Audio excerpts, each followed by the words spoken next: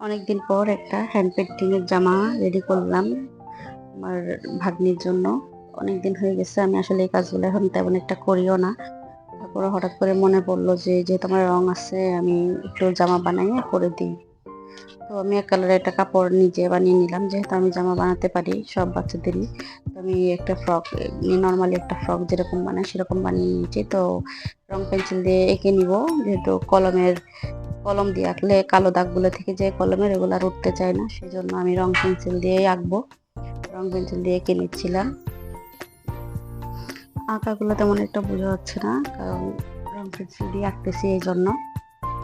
এই যে আমি খুব কাছ থেকে দেখানোর চেষ্টা করি আপনাদেরকে, এই যে হালকা একটু একটু দেখা যাচ্ছে, এখন আপনারা দেখতেছেন কিনা জানাবেন। তো এই যে আসলে আমি আঁকতাম না, আঁকা ছাড়াই পারবো, তো আমি নিচে আর আঁকবো না, কারণ আঁকা ছাড়াই মনে হচ্ছে আরো ভালোভাবে করতে পারবো। তো শুধু শুধু এঁকে কষ্ট করে আর লাভ নেই। আমি এখন অল্প একটু আঁকছিলাম আর আঁকি নাই, এখন ভাবলাম যে রংটা করে ফেলি, সাদা রংটা নিলাম। তো আমি রংটা আগে থেকে রেডি করে রাখছিলাম। আপনারা যারা রং পারেন না রেডি করতে, আমাকে কমেন্টস করে জানাবেন, আমি অবশ্যই রংটা আপনাদেরকে বানানো দেখিয়ে দিব কিভাবে আমি রংটা আসলে বানাই। আমি অনেক দিন, প্রায় 1 বছর আগে রংগুলো আমার আনা ছিল। আমি এই রংগুলো অনেকদিন ধরে ইউজ করতেছি না, সবগুলো গতকালকে বের করছিলাম, বের করে দেখলাম যে রংগুলো ঠিক আছে কিনা। দেখলাম যে বেশিরভাগ রঙই আমার সবগুলাই ঠিক আছে, একটা দুটা রং নষ্ট হয়ে গেছিল,